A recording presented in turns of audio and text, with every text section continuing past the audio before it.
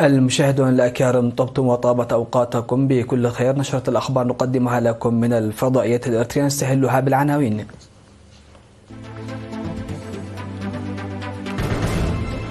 الاحتفالات بأعياد الاستقلال في عنسبة ستجري بتنظيم فعاليات متعددة.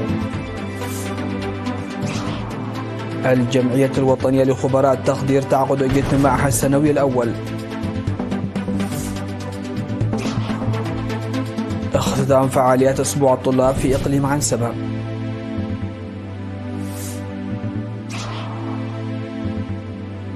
مسلحون يقتلون 30 مدنيا في هجوم بنيجيريا.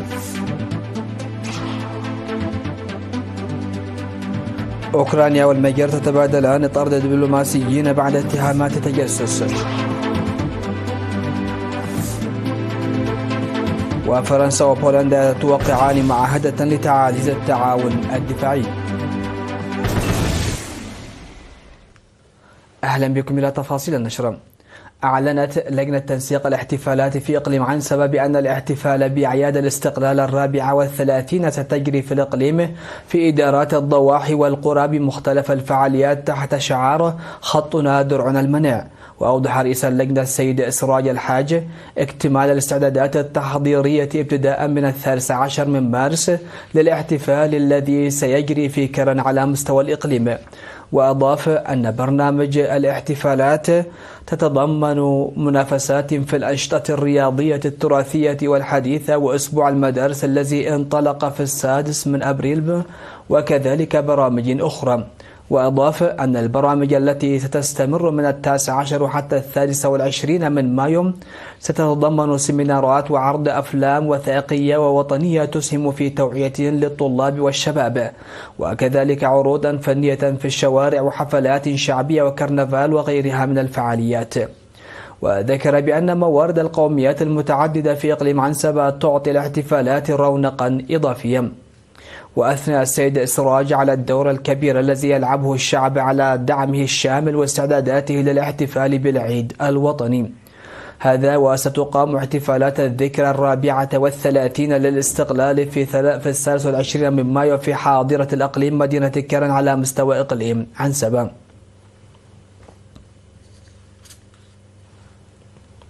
عقدت الجمعية الوطنية لخبراء التخدير اجتماعها السنوي الأول يوم أمس 10 من مايو الجاري في أسمر لتقييم أنشطة الجمعية في ال5 سنوات الماضية ولتخطيط البرامج المستقبلية للجمعية.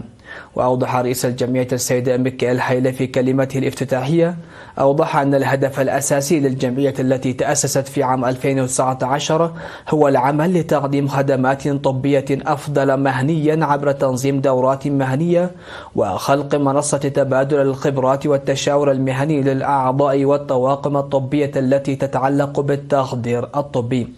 وقدمت في اللقاء محاضرات ومشاورات حول آخر التطورات والتقنيات الحديثة في مجال التخدير الموضعي في العمليات والتخدير عند الولادة. وانتخب المشاركون لجنة تنفيذية تعمل لمدة عامين.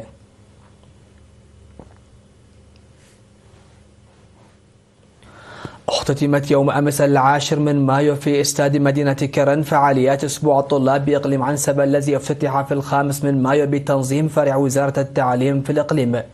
وتضمنت الفعاليات التي تقام ضمن الاحتفال باستقلال البلاد 34 تحت شعار خطنا درعنا برامج ثقافية وفنية ومسابقات رياضية وأنشطة تعليمية شاركت فيها مدارس 9 مديريات للإقليم عبر 1800 طالب وطالبة ومشرف. وقدم عرض لاستعراض مميزات مادة الرياضيات نظمت تحت شعار التعليم والرياضيات، والذي قدم للتعريف عن مادة الرياضيات وسبل تعلمها وتعليمها للآخرين. وتم تكريم مديرية حمل مالو بتفوقها في المنافسات الثقافية ومديرية كرم بتفوقها الكلي في فعاليات أسبوع الطلاب بإقليم عنسبة لعام 2025.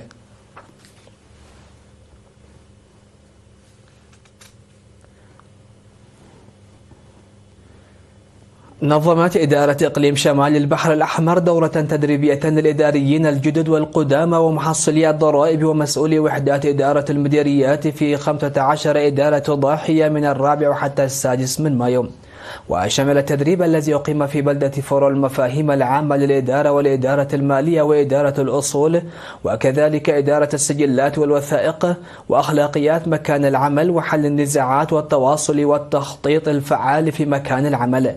وقال مسؤول وحدة تنمية الموارد البشرية في إدارة الإقليم السيد مانويل جبر برهان قال إن البرنامج هو استمرار لتدريبات تطوير القدرات البشرية في المديريات. وأوضح مسؤول الإدارة والمالية في المديرية السيد سعيد علي أن التدريب من شأنه أن يساهم أيضا في التخفيف من أوجه القصور في الخدمات الإدارية. في غضون ذلك قدم قائد مركز شرطة مديرية فورو الملازم تخص جبر هوات محاضرة حول القانون لإدارات الضواحي.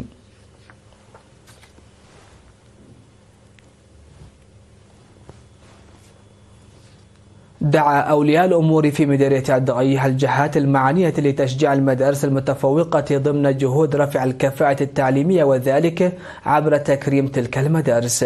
وحث الآباء على تسليط الضوء على المدارس التي تنجح في غرس القيم والأخلاق الاجتماعية إلى جانب التفوق الأكاديمي، حيث يشجع ذلك تلك المدارس تستمر في تقدم وتحفيز المدارس الأخرى بهدف اتباع إجراءات مماثلة والاهتمام بالتوجيه الأخلاقي. وأوصى مدير مدرسة عنابور للمرحلتين الابتدائية والمتوسطة الأستاذ لؤي المحاري بدوره بالعمل الجاد في تعزيز العلاقة الثلاثية ما بين المعلم والطالب والآباء. تقع مدرسة عنابور للمرحلتين الابتدائية والمتوسطة في مديرية عالدقيح وتعلم 1292 طالب وطالبة. مشاهدينا الأكارم، كانت هذه حصيلة الأنباء على الصعيد المحلي. فاصل قصير ومن ثم نعود لنتابع الأنباء على الصعيد العالمي. تفضلوا بالبقاء معنا.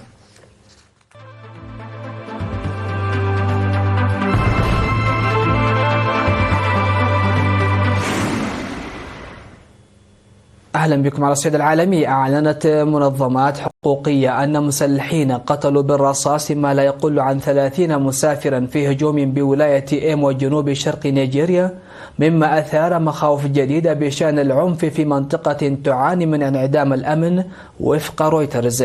وقالت المنظمات إن منفذي الهجوم الذين يشتبه في أنهم أعضاء في حركة الشعب بيافرا الانفصالية المحظورة أضرموا النار في أكثر من 20 مركبة وشاحنة.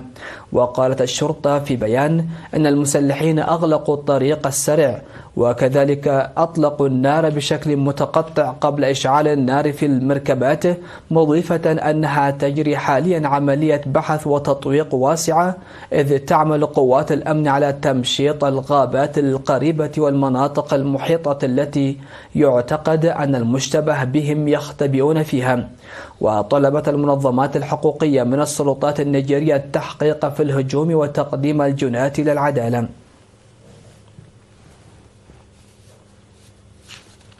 تبادلت أوكرانيا والمجر طرد دبلوماسيين اثنين على خلفية اتهامات متبادلة بالتورط في أجندة التجسس. وكشف وزير الخارجية الأوكراني أندريه سيبيها عن القرار عقب إعلان جهاز الأمن الأوكراني ضبط شبكة تجسس يزعم أن بودابست تديرها لجمع معلومات حول الدفاعات الأوكرانية. وأضاف أن بلاده أمهلت دبلوماسيين مجريين 48 ساعة لمغادرة البلاد بعد استدعاء السفير المجري وتسليمه مذكرة احتجاج، مشيرا إلى أن القرار جاء ردا على تصرفات بودابست. وأوضح أن هذه هي المرة الأولى في تاريخ أوكرانيا التي يتم فيها اكتشاف شبكة تجسس مجرية تعمل ضد مصالح كييف. في المقابل أوضح وزير الخارجية المجري بيتر سيارتو أن بلاده ردت بطرد الدبلوماسيين الأوكرانيين، واصفا الاتهامات بأنها دعاية أوكرانية. واتهم سيارتو أوكرانيا كثيرا باستخدام دعاية معادية للمجر، داعيا إلى توخي الحذر تجاه التقارير التي تظهر في الدعاية الأوكرانية. وقع الرئيس الفرنسي إيمانويل ماكرون ورئيس الوزراء البولندي دونالد توسك في مدينة نانسي بشرق فرنسا معاهدة صداقة لتعزيز التعاون الثنائي. وأكد الرئيس الفرنسي أن هذه المعاهدة تتضمن بندا للدفاع والدعم المتبادل لإقامة شراكة دفاعية متكاملة، موضحا أنها لا تحل بأي حال من الأحوال محل إطار حلف الشمال الأطلسي أو الاتحاد الأوروبي. يشار إلى أن المعاهدة ستعزز الروابط القوية جدا بين البلدين في مجالات استراتيجية مثل الدفاع والطاقة والاقتصاد والصناعة، بالإضافة إلى التعاون العلمي واللغوي والثقافي. كما سيتم إنشاء آليات إضافية للتعاون مثل عقد قمة سنوية بمشاركة قادة البلدين. كما نصت المعاهدة على التعاون في مجالات ذات الأولوية في الصناعة والابتكار، بما في ذلك التقنيات الجديدة والذكاء الاصطناعي والطاقة والأمن السيبراني.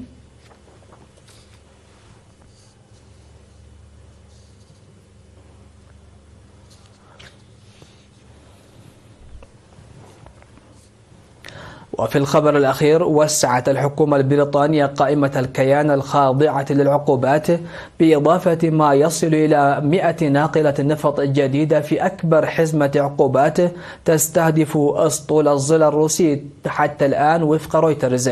وأعلنت رئاسة الوزراء البريطانية أن الإجراء سيتخذ ضد السفن التي حملت بضائع تزيد قيمتها الإجمالية عن 24 مليار دولار منذ بداية عام 2024، مع تورط بعض السفن أيضا في إتلاف بنى تحتية حيوية.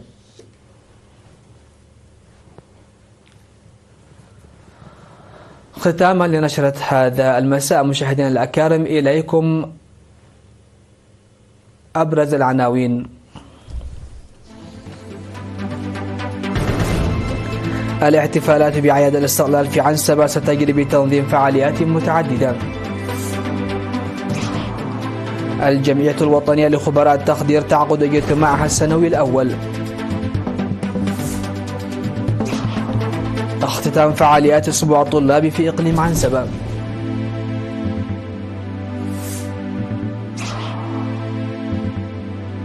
مسلحون يقتلون 30 مدنيا في هجوم بنيجيريا.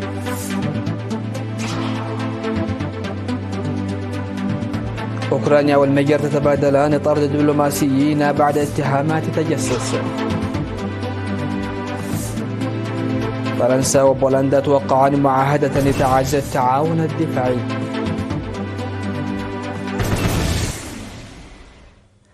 مشاهدينا الأكارم، هكذا نكون قد وصلنا وإياكم إلى نهاية نشرة هذا المساء. هذه تحيات وتحيات الفريق العامل، دمتم في أمان الله.